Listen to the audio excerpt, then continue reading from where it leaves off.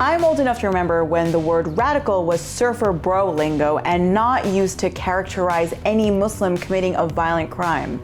In fact, when we used to talk about radicals, we meant these guys. And now we mean these guys, and sometimes we're afraid that includes all of them too.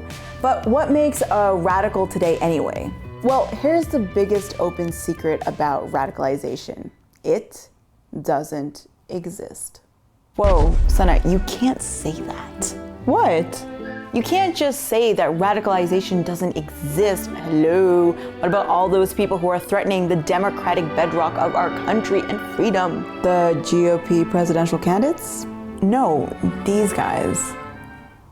According to Wikipedia, where we get all our 101 information anyway, let's be real, radicalization is the process by which an individual comes to have extreme political, social, or religious beliefs that are anti-status quo.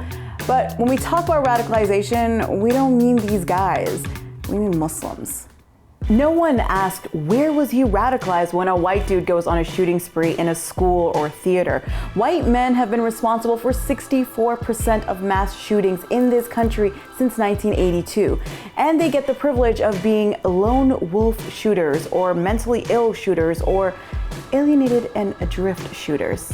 There's not much talk about how even the US government has said that the real domestic threat to national security are right-wing anti-government groups. And the president isn't telling white people that there hasn't been enough pushback against extremism in their communities.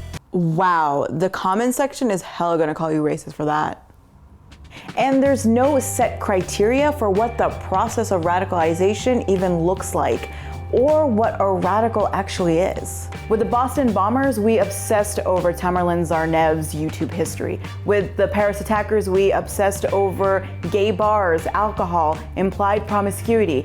And with San Bernardino's Sayyid Rizwan Farouk and Tashfeen Malik, we obsessed over Malik becoming more and more religious. So is radicalization being religious or not? Is it having anti-US foreign policy views? Is it being isolated from society? In the US, you can't be prosecuted for your speech, even if your views are extreme and really gross, except in very specific, hard-to-prove cases. So yeah, the Constitution protects your right to be a Nazi, to say anti-black crap. It even protects your right to advocate for consensual love between a grown man and a child. Because views aren't actions. Actions can be criminal, but views, nope. And continuing to talk about radicalization without any set criteria and targeting only Muslims when we talk about radicalization makes anything and everything that Muslims do suspect. So you get programs like CVE, you get surveillance in mosques, homes, businesses, you get 15,000 informants nationwide, and you get a community that has some serious trust issues. And then we get shocked that we have presidential candidates openly calling for patrols in Muslim neighborhoods, for banning Muslims from the country and issuing special IDs to Muslims. Why do you say that like it's a bad thing?